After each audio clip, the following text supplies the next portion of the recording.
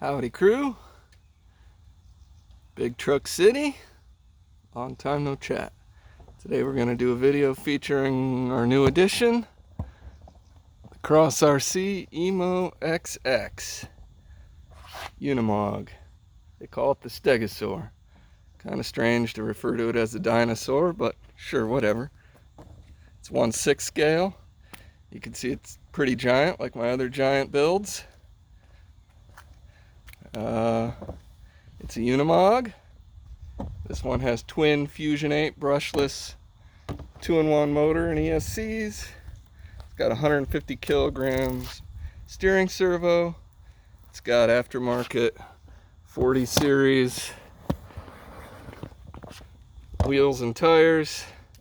Those are actually the tires off a Redcat Clawback 1/5 scale truck, and I just cut a 1/2 inch of width out of them so that they're more narrow. And those are those Axial generic wheels, and I cut a 1/4 inch of width out of the wheels and rejoined them together so that they're also skinnies. This truck has 2-speed shiftable transmission, portal axles, front and rear remote lockers, dual motor mount in the transmission. I added a super bright light bar on top because these lights are cool looking, but they're not bright at all. It's got the Watts link in the back, it's got a 3-link in the front, 4-link in the rear. It's got super thick and beefy, I don't know if those are steel, no, look like aluminum the way they're scratching up already a little bit. 4 links and steering drag link and panhard bar. See the big beefy steering servo in there. Just talk a short bit about how I have it set up on this cheap Muse Racing radio. Got this on Amazon for I think less than $40. 8-channel, comes with a receiver. You got the 2-speed transmission. You got a whole bunch of different light settings. I did front locker, rear locker, or vice versa, I think, on those 2 switches. And then you got these 2 dials here. You can set them up a handful of different ways. I did steering EPA and throttle EPA and point adjustment. So basically, and I also mixed that throttle EPA with drag brake on the Fusion 8s. So basically, when I turn the throttle down, you get less throttle percentage and the truck won't go fast when you nail the trigger. And trust me, you need that. This truck has insane punch and insane top speed. So turn it down, you got yourself kind of like a crawler mode. As you turn it down, you turn up the drag brake. Okay, all in one dial. And as you turn up the throttle and get to higher top speeds and 100% throttle, you get to 0% drag brake. So it's reverse linear, which is kind of nice. And then this one is steering EPA, so you kind of need to adjust it, because if you go to full steering, it's got a really good amount of steering angle, unlike an SCX6, I would add. The steering is quite awesome. So when you're going fast, and I mean top gear, top speed, the steering EPA turned all the way up. It's really hard to control and really touchy in the steering. So there's no exponential controls on this. It's not that good of a transmitter. So what I do is I turn the EPA way down. Your maximum throw is much less on steering, just a tiny amount.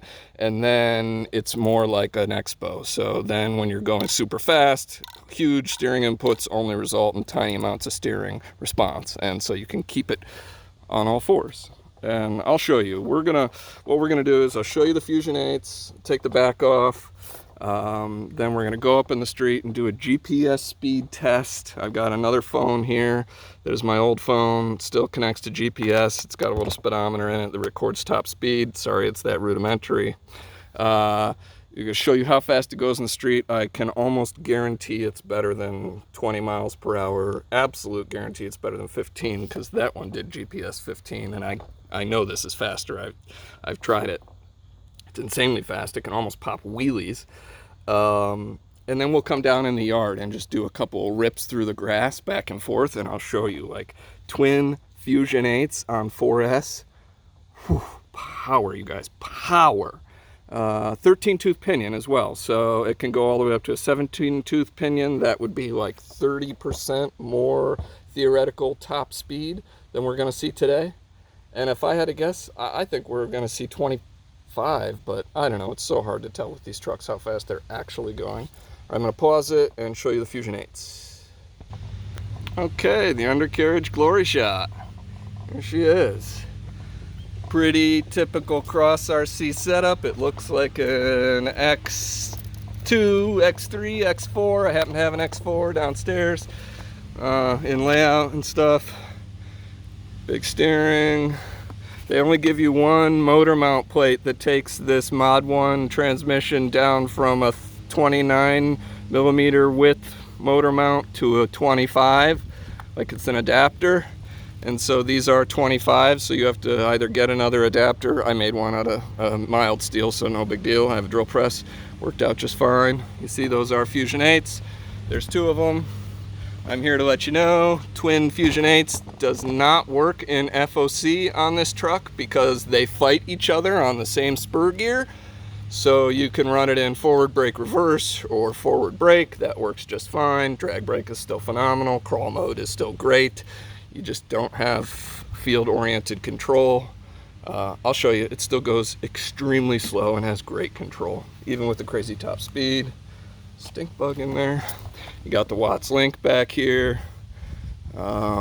Shift servos. Nice little radio box set up in there. I got it all waterproofed with a rubber neoprene glove and whatnot. Nitrile glove, sorry. On-off switches here. 2S 5200 in series, so 4S 5200 is the lipo. Not sure what else to show you under here. Here's those tires. Real quick, I'll show you the wheel and tire setup for like the squishies. Okay, I busted out a stock wheel and tire for the EMO XX. I thought I'd just show you that while we're here. It's actually smaller, so this is a 7.5 inch tall tire, this is a 6.5 inch tall tire. It's wider and it's heavier. The plastic wheel is heavier than this plastic wheel too. These are really big and heavy, and they're on air. They're completely sealed and there's nothing inside. They just bounce. I'm not a super big fan of that, but whatever, it's cool, I guess. These are better for suit my needs better. You got an inflatable inner tube inside there. I think that's a 200 millimeter by 50, so about an 8 inch by 2 inch tall when it's fully inflated. That's a scooter inner tube. And then you got an RC4WD Rock Crusher foam. That's what's inside these tires here, real rock crushers. And I have it cut down to quarter width. So you cut this into fours. Actually, no, I'm lying. You cut this in half, a half width. So then 1/2 of this is inside here along with one inner tube, and so it's fully inflatable. You can put air on it, you can air it down for the trailer, you can air it up for high speed tests and things of that sort. It's total like cool rock crawler setup. Other than that, let's go do this GPS speed test and see what she puts down. Get out on the road here. One last walk around and up for it. World record speed test coming your way. Do these lights. I should take you in the garage where it's darker to show you how bright these lights are.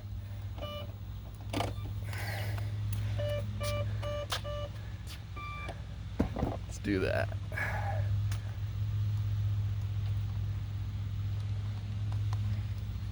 Have to turn the throttle EPA up from 0.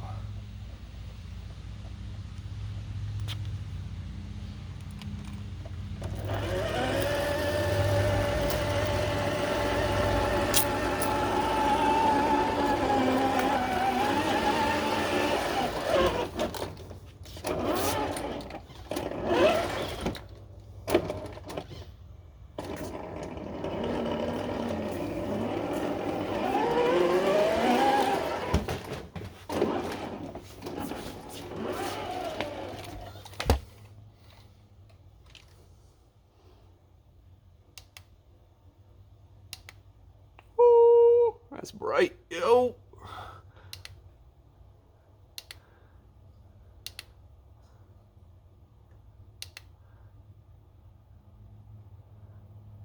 I guess the top one just stays on solid when it's going through its cool sequence.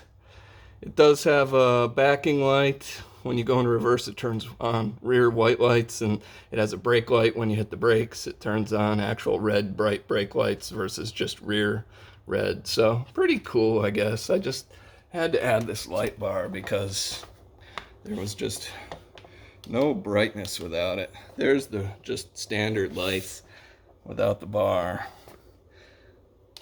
And there's the bar. Forgive my chicken legs, that's super stupid and embarrassing. At any rate, you get the picture. Alright, let's get out of here and go do a speed test, you guys. Alright, I got the phone on there. I don't know if you can see that digital readout very well, but it does have a max speed recording right here that I'll be able to show you. We'll go in the shade in the garage after I get it, but let's see. It did say that signal was weak, so I don't know. Let's see. And it's not picking any speed up right now. Son of a gun. All right, let me try to get this working and I'll be back.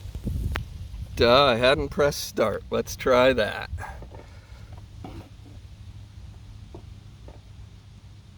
Oh, it's not gonna let me press it because somehow I'm pressing the screen with the tape. All right, hold. Wow. All right, I finally got it. I did tape rolls on the bottom so I can press the buttons on screen, no problem. We're in low gear right now. Lockers are turned off. You can see I already blipped it and got 7 miles per hour. I mean, I barely blipped it, so we're in low gear. Let's see if it's reading.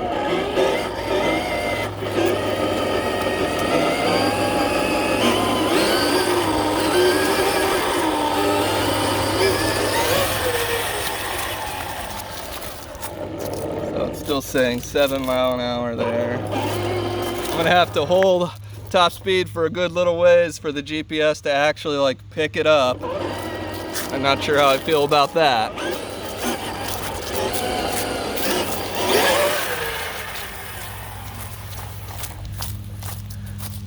Yeah, there's a little delay for sure.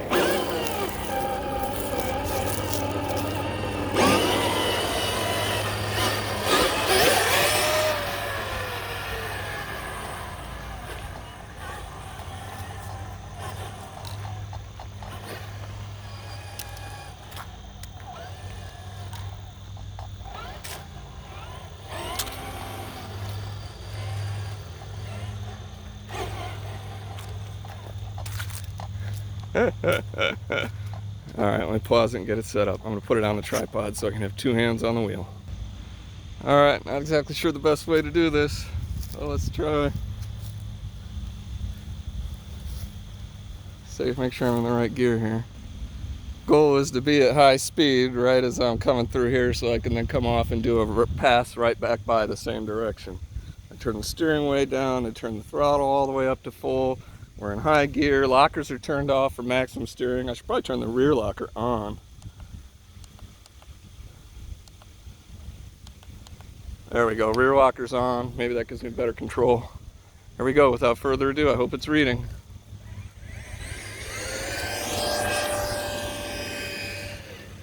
Whoa, almost crashed.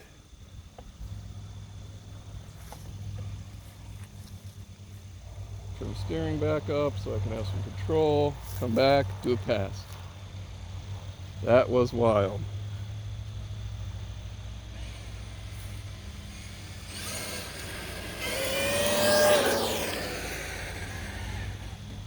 Oh my golly, I just tipped it over backwards on the brakes. Hilarious. Pause and I'll go fix it. Oh boy, it's not even as fast as I thought. 21 mile per hour. See if we can see it in there. Get you upright. Should be 21 right here. Top speed.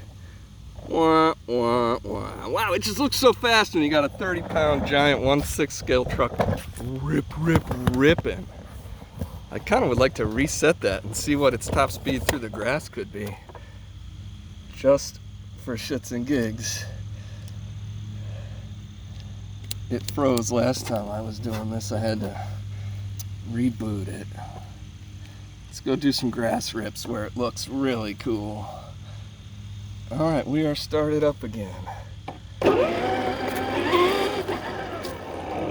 Yeah. I could do a little bit more steering. We'll get down to the yard.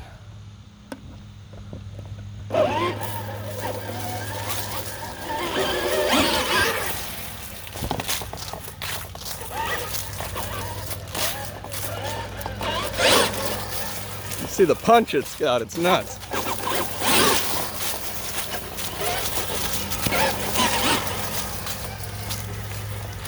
I did hit the well at full speed in my yard, the rocks, and I hit the front tire, bent the splines on the servo, literally. Didn't damage anything, I just was able to get it back on, and it was fixed.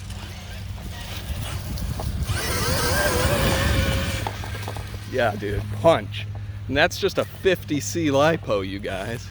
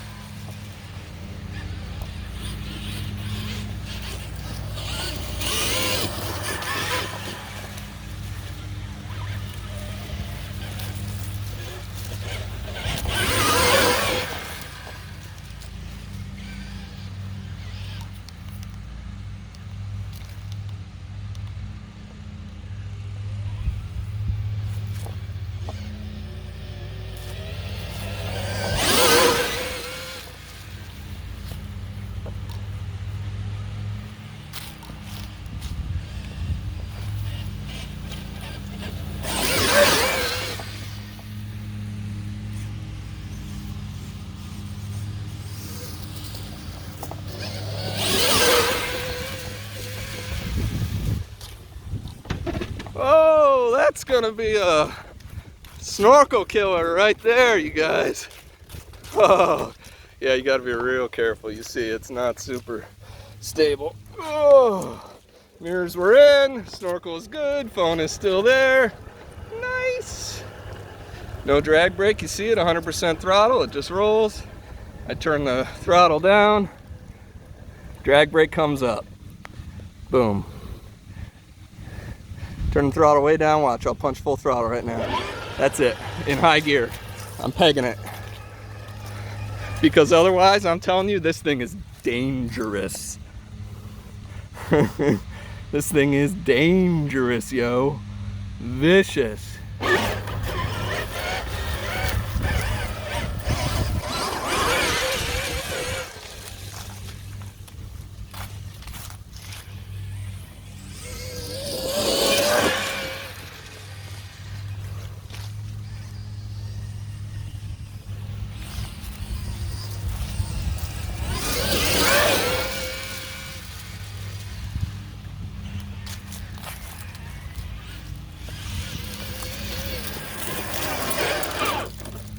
That was me on the brakes.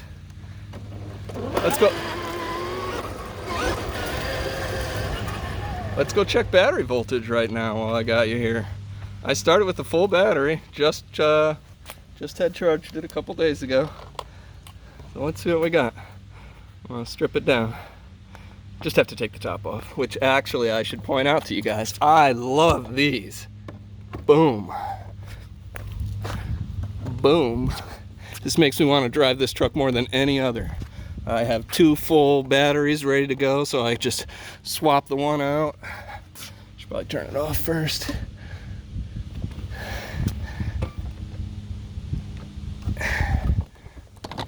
Top comes off.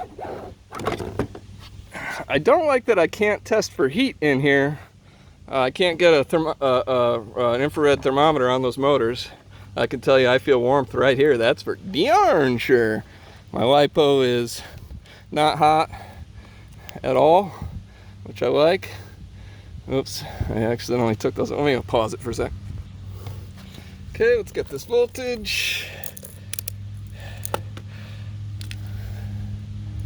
This is going to be the 4S. All right. Wow, 15.7, not bad at all. So I'd feel comfortable going down all the way down to like 14.7 or 14.8. So I used half the voltage there in that test, showing it to you. And I mean, if you rock crawl it and don't rip roar it, you probably get an hour driving. Okay, so future upgrades coming your way. Thoughts that I had. I'll do some rock crawling tests and show you, but first, before I do, it's not as capable as these guys, okay? Whatever it is, those lower tires, all metal, down low in the axles, the weight is down low, and on around the yard here, it doesn't quite make the clearing of certain obstacles as good as those do. It's really close, but just doesn't quite get the rear tires up on. Don't forget these rear tires are an inch smaller than those ones I just showed, so they're not going to get over as big an obstacle. You can see I'm splitting a tire back here. I need to add some glue. It's not bad. At any rate, to improve that, the only issue I was having is it just wants to tip over backwards a little bit. So more weight up here. I got gigantic brass portals for these made for these CrossRC 1/6 scale axles. So we're going to add these onto the front. And those are 538 grams a piece. They are heavy. Okay, and then when I was putting the motors in, I noticed, guess what? The same old story with CrossRC, the same old stop story. Plastic spur gear. What are you guys doing? Plastic slipper clutch spur gear. I can't stand those things.